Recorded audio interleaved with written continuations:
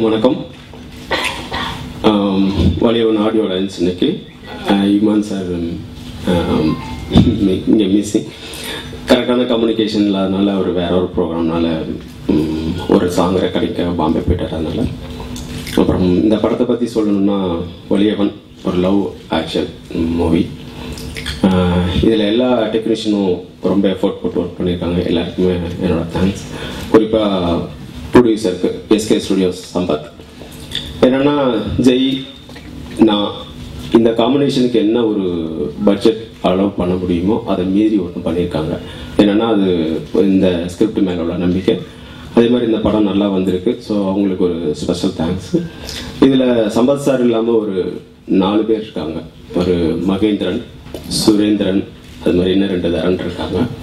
அவங்க அப்பப்போ அவங்க எங்கே தேவையோ அங்கே வந்து சப்போர்ட் பண்ணுவாங்க. ஸோ அவங்களுக்கு என்னோட தேங்க்ஸ். அப்புறம் என்னோட அசிஸ்டன்ட் டைரக்டர்ஸ் என்னென்னா, சின்ன சின்ன லொக்கேஷன் கூடலாம் கூட ரொம்ப மெனக்கட்டு பார்க்கணும். இன்ன வரைக்கும் கூட ஒரு லொக்கேஷன் தேடிட்டு இருக்காங்க. ஸோ அவங்க வந்து ரமேஷ், பாபு, ஜெரி, கார்த்திக், கிருஷ்ணா, இவங்க எல்லாருமே ரொம்ப ஹார்ட் ஒர்க் பண்ணியிருக்காங்க. அப்புறம் என்னோட டெக்னீஷியன் சொல்லும்போது தினேஷ் எல்லாத்துக்குமே ஒவ்வொரு ஃப்ரேமுக்குமே ரொம்ப மெனக்கிடுவார். அது வந்து எனக்கு பிடிச்சிருந்தது. அதனால நான் வந்து அவருக்கு என்னோடது மட்டும்தான் இருக்கணும் இல்லாமல் அவருக்கும் ஒரு ஃப்ரீடம் கொடுப்பேன். இது இருந்தால் நல்லா இருக்குன்னு சொன்னார்னா முதல்ல அவரோட ஒப்பீனியன் நான் கேட்டுப்பேன். அதே மாதிரி ஆர்ட் டைரக்டர் ராஜமோகன், அப்புறம் எடிட்டர் சுபாரக். அப்புறம் இதில் வந்து ஆண்ட்ரியா கூட ஒர்க் பண்ணும்போது கொஞ்சம் என்ன சொல்லலாம், நம்ம முதல்ல எல்லாம் ஒர்க் பண்ண எல்லா ஹீரோயின்ஸுமே கொஞ்சம் இதாக இருந்தாங்க. இப்போ ஆண்ட்ரியா ஆகும்போது எப்படி இருப்பாங்கன்னு தெரியாது. பட் வந்து ரொம்ப டெடிக்கேட்டாக அதில் ஒர்க் பண்ணாங்க. ஸோ எல்லாருக்கும் தேங்க்யூ. இந்த படம் நல்லா வந்திருக்கு. அது இன்னும் ஒரு 3 சாங் மட்டும்தான் பேலன்ஸ் இருக்கு. டாக்கி முடிஞ்சு போஸ்ட் ப்ரொடக்ஷன் ஒர்க் நடந்துட்டுருக்கு. ஸோ பிப்ரவரி ரிலீஸ்க்கு பிளான் பண்ணுறோம். தேங்க்யூ. அதே மாதிரி இவன் வேற மாதிரி படத்தில் வந்து அந்த பொண்ணை மேலே நிற்க வச்சு ஒரு காக்காக்கிட்ட வந்து நாளைக்கு வந்து என்ன போகிற ஒரு உருக்கமாக வருவீங்க. அந்த மாதிரி ஏதாவது சீனில் பற்றி வச்சுருக்கீங்களா? அந்த மாதிரி இருக்கு. என்னன்னா, நான் இப்போ இதுதான் அப்படின்னு சொன்னேன்னா அது அவ்வளோ பவராக தெரியாது. ஏன்னா அந்த ஒரு ஃப்ளோவில் வந்து பார்க்கும்போது தான் அந்த விஷயம். இப்போ ஒரு காக்கா வந்து இன்னும் நான் சாகலை, நாளைக்கு வா அப்படின்னு சொல்கிறான். இப்போ சாதாரணமாக தெரியும். அந்த ஃப்ளோவில் பார்க்கும்போது அது ஒரு டெப்த்தாக இருந்தது இல்லையா? அது மாதிரி இதுலேயும் இருக்கு.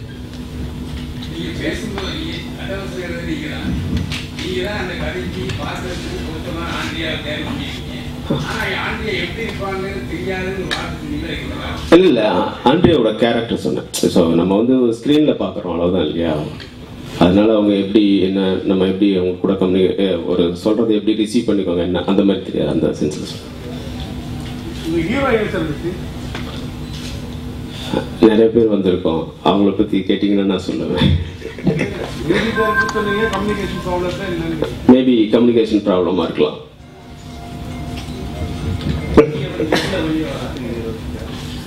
புரியல. இதுல வழியாவன்னா ஒரு சண்டை போடுறதுதான். வலிங்கிறது மட்டும் பிரைட்டா பெருசா போட்டிருக்கீங்களா? அப்படி ஒண்ணும் இல்ல. டிசைனர் வந்து இப்படி பண்ணா நல்லா இருக்கும்னு ஃபீல் பண்ணாரு. வலி உள்ளவன் தான் வலிமையா வருவான்னு சொல்றீங்களோன்ற மாதிரி ஒரு மீனிங் வருது. பரவாயில்ல, அப்படி ஒரு பொருள் எடுத்துட்டீங்கன்னா சந்தோஷமா. Love action. வெளிநாடு போய் ஷூட் பண்ணீங்களா? இல்ல இல்லை, இல்லை, சென்னையில தான்.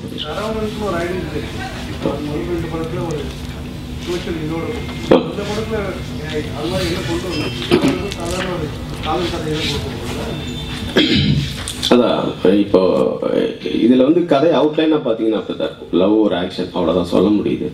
அதுக்குள்ள என்ன சொல்லலாம், எந்த இடத்துலயாவது சில இடங்கள்ல சொல்லும் போது எனக்கு வந்து என்னன்னா, ஒரு கதையை எழுதி முடிச்சோன்னா இது ஒரு 2 பேர் லவ் பண்ணாங்க போயிட்டாங்க அப்படின்னு சொன்னா எனக்கு 10ல் ஏதாவது ஒன்று தேவைப்படுது.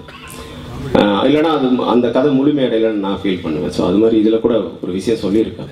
அது வந்து பெருசா சின்னதா அது ஆடியன்ஸுக்கு எந்த அளவுக்கு போய் சேருதுங்கிறது நீங்களாம் பார்த்துட்டு சொன்னதுக்கு அப்புறம் தான் தெரியும். காமெடியன்னு யாரும் இல்லை. ஒரு பாலசரவணன் பண்ணியிருக்காரு. பட் காமெடியன்னா ஒன்று வந்து பண்ணுவாங்கல்ல, அது மாதிரி பண்ணல. என்னோட ப்ரீவியஸ் படங்கள்ல எப்படி வந்து ஒரு சொல்ல வேண்டிய சீன்களை ஒரு என்டர்டைன்மெண்ட்டாக சொல்லணும், அதே மாதிரி தான் இதுலேயும் நான் ட்ரை பண்ணியிருக்கேன்.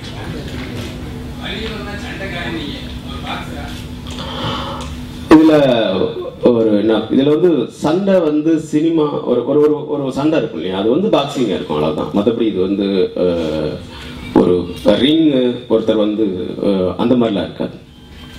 அந்த சண்டை பாக்ஸிங் அவ்வளவுதான்.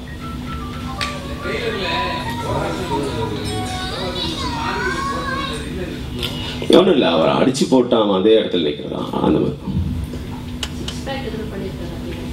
ஆமாம், ஆக்சுவலி இந்த படம் பண்ணும்போது கொஞ்சம் ஆக்ஷன் கலர் இருக்கு இதில்.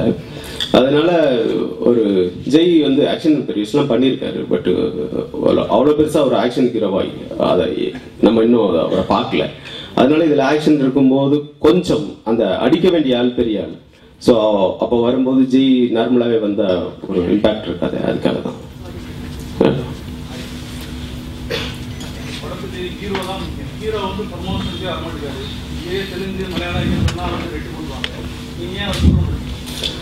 ப்ரொடியூசர் தான் டிசைட் பண்ணணும்.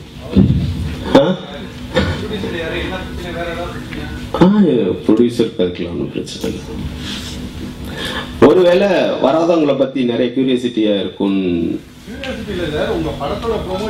இல்ல இல்ல இல்ல வராதவங்களை பத்தி நிறைய கேள்வி கேட்பாங்க அப்படின்னு ஒருவேளை அவர் ஃபீல் பண்றாரோ, அதனால நீங்களே அது மாதிரி கேள்வி கேட்குறீங்களா? நம்ம வரலனாலும் நம்மளை பத்தி பேசுறாங்களே, அதனால போதும்னு நினைச்சிருக்கலாம். மேபி ஆண்ட்ரியா வந்திருக்காங்க, ஆண்ட்ரி எப்படி நடிச்சிருக்காங்கன்னு கேட்கலாம்.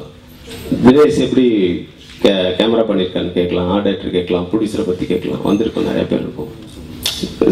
ஸோ நம்ம அது இதுவா சொல்லல, நம்ம வந்திருக்கவங்கள பத்தி பேசலாம். இது படத்துக்கான ப்ரொமோஷன். படத்துக்கான சமீபத்துல வந்து மது இருந்துட்டு மாத்திக்கினாரு, அதை பத்தி நாங்க கேட்டிருப்போம்.